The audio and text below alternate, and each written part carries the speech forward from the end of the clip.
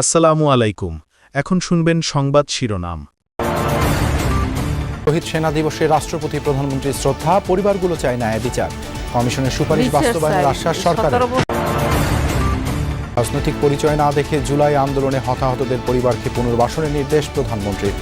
আলাদা বৈঠকে বিটিভিকে জনগণের প্রচার মাধ্যম করা তাগিদ। হাসান মনসুরকে সরিয়ে বাংলাদেশ ব্যাংকের নতুন গভর্নর মোস্তাকুর রহমান। পরিবর্তন নতুন সরকারের কর্মসূচি ও অগ্রাধিকারের অংশ বললেন অর্থমন্ত্রী। সমন্বয়ের অভাবে রাজধানীতে বেড়েছে মশার উপদ্রব, জানালেন প্রতিমন্ত্রী। নিধন কর্মসূচির ফল পেতে জনসম্পৃক্ততার কথা বললেন দুই প্রশাসক। দুপুরে উদ্বোধন হচ্ছে বাংলা একাডেমি গ্রন্থমেলা। এখনও শেষ হয়নি বেশিরভাগ স্টলের কাজ। মব প্রতিরোধে হুঁশিয়ারি ডিএমপি। নোয়াখালীর হাতিয়ায় বিএনপি ও এনসিপি নেতাকর্মীদের সংঘর্ষ, ককটেল বিস্ফোরণ, আহত 10। ক্ষমতাসীন দলের কার্যালয় ভাঙচুর। এতক্ষণ শুনছিলেন সংবাদ শিরোনাম, এবার বিস্তারিত। শ্রদ্ধা ও স্মরণে পালিত হলো জাতীয় শহীদ সেনা দিবস। পিলখানা হত্যাকাণ্ডের শিকার শহীদদের প্রতি প্রথমবারের মতো শ্রদ্ধা জানালেন রাষ্ট্রপতি মোহাম্মদ শাহাবুদ্দিন এবং প্রধানমন্ত্রী তারেক রহমান। পুষ্পস্তবক অর্পণ করেন স্বরাষ্ট্রমন্ত্রী, তিন বাহিনীর প্রধান সহ বিভিন্ন রাজনৈতিক দল। এ সময় স্বরাষ্ট্রমন্ত্রী বলেন, পিলখানা হত্যাকাণ্ডে নতুনভাবে আর কোনো তদন্ত কমিশন হবে না। 25শে ফেব্রুয়ারি 2009 সালের এই দিনে পিলখানা সদর দপ্তরে 57 জন সেনা কর্মকর্তা সহ 74 জনকে হত্যা করা হয়, যা জাতীয় শহীদ সেনা দিবস হিসেবে পালিত হচ্ছে গেল বছর থেকে। এবারই প্রথমবার বনানী সামরিক কবরস্থানে শহীদদের প্রতি শ্রদ্ধা জানালেন রাষ্ট্রপতি মোহাম্মদ শাহাবুদ্দিন ও প্রধানমন্ত্রী তারেক রহমান। সকাল 10টার কিছু সময় পর দুজন একসাথে প্রবেশ করেন কবরস্থানে। প্রথমে রাষ্ট্রপতি মোহাম্মদ শাহাবুদ্দিন জানান ফুলেল শ্রদ্ধা। এরপর প্রধানমন্ত্রী পুষ্পস্তবক অর্পণ করেন সমাধিসৌধে। এ সময় 1 মিনিট নীরবতা পালন করেন সবাই।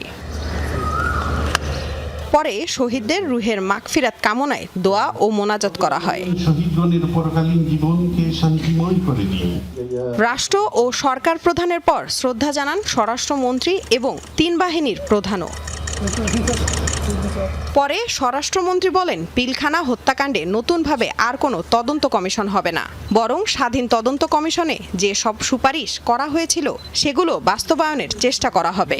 আমরা নতুন করে কোনো তদন্ত কমিশন করব না, যেহেতু জাতীয় একটা স্বাধীন তদন্ত কমিশন গঠিত হয়েছে। পিলখানা হত্যাকাণ্ডের যথাযথ বিচার করা হবে এবং ন্যায় বিচার নিশ্চিত করা হবে, যাতে এই জাতীয় কোনো ঘটনা আমাদেরকে জাতীয় জীবনে আর না দেখতে হয় ভবিষ্যতে। পিলখানা হত্যাকাণ্ড নৃশংস এই হত্যাযজ্ঞে কেউ হারিয়েছেন স্বামী, কেউ সন্তান, কেউ বা বাবা।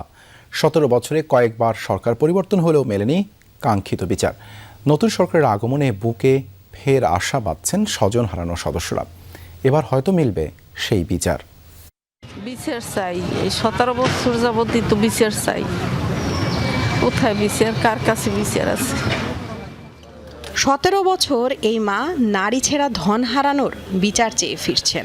পিলখানা হত্যাকাণ্ডে তিনি হারিয়েছেন সেনা অফিসার সন্তানকে। এখনও চোখে আশা পাবেন ছেলে হত্যার বিচার।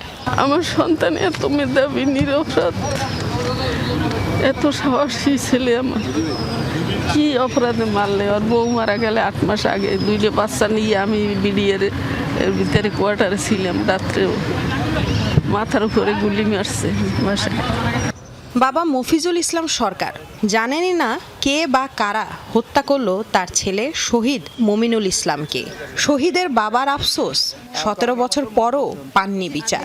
সবচেয়ে আমাদের বড় যেটা দুঃখ আর কি, আমরা আজও তো জানতে পারি না আমার ছেলের মারছে কে, জড়িত বলতে মেরেছে কারা, নামটা উঠে আসো। বিচার এখন আমরা সুষ্ঠু পাইনি, আশা করি পাবো। রাজনৈতিক পালাবদলের পর দেশে নতুন সরকার। শহীদ পরিবারের প্রত্যাশা, ষড়যন্ত্রকারীদের আনা হবে বিচারের আওতায়। কিভাবে যে কি করছে বাবা আমরা তো জানি না। বিচার তো চাইলে কিভাবে বিচার করে, বিচার তো করে না।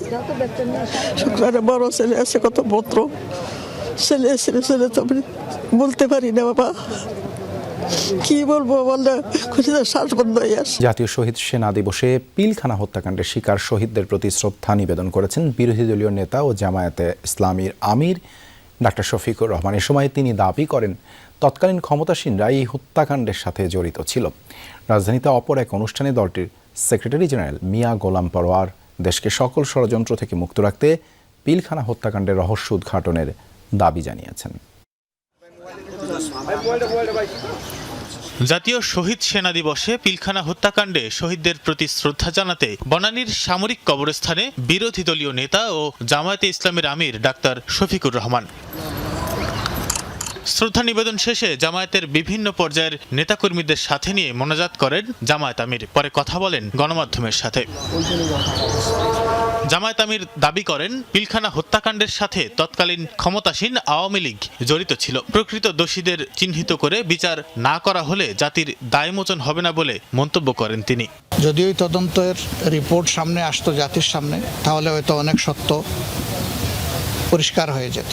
নিশ্চয়ই তখন যারা ক্ষমতাসীন ছিলেন এর সাথে তাদের গভীর সম্পর্ক ছিল এই হত্যাকাণ্ডের সাথে, যার কারণে তারা চাননি যে এই রিপোর্টগুলো প্রকাশ পাক। ফ্যাসিবাদ কায়েমের অংশ হিসেবে ভারতের সহযোগিতায় আওয়ামী লীগ পরিকল্পিতভাবে পিলখানা হত্যাকাণ্ড চালিয়েছে বলে মন্তব্য করেছেন বিরোধী দলীয় চিফ হুইপ ও এনসিপির আহ্বায়ক নাহিদ ইসলাম।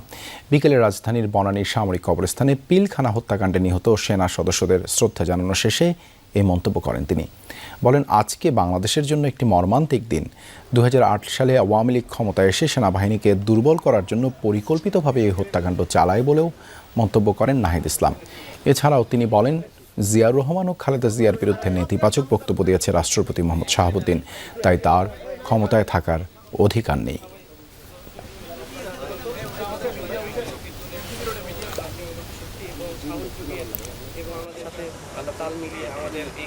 পরিকল্পনার অংশ হিসেবে শুরুতে সেনাবাহিনীর বিরুদ্ধে এই নীল নকশা ষড়যন্ত্র চালানো হয় এবং যার সাথে জড়িত ছিল পার্শ্ববর্তী দেশ ভারত এবং বাংলাদেশ আওয়ামী লীগ, ফ্যাসিস্ট আওয়ামী লীগ, তারা এই পরিকল্পনার সাথে সরাসরি অংশ ছিল।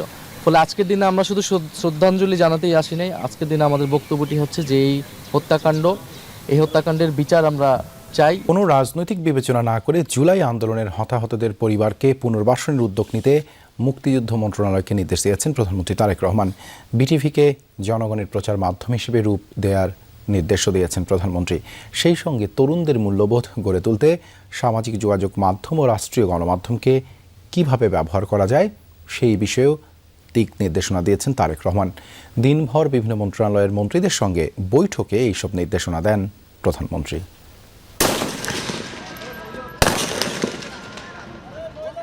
কোটা সংস্কার আন্দোলন থেকে শুরু করে সরকার পতনের এক দফা, 24-এর জুলাই আন্দোলনের শুরু থেকে শেষ অবধি সমর্থন ও সক্রিয় অংশগ্রহণে ছিল বিএনপি। সরকার গঠন করলে জুলাই অভ্যুত্থানে হতাহতদের পরিবারের পাশে থাকার ঘোষণা ছিল বিএনপির।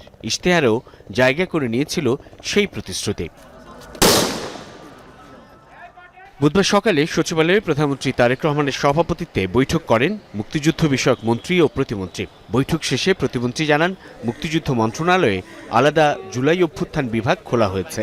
অন্তর্বর্তী সরকারের সময় অভ্যুত্থানে হতাহত অনেকে সরকারি সহযোগিতা থেকে বাদ পড়েছে উল্লেখ করে তা পুনর্মূল্যায়নের কথাও জানান তিনি।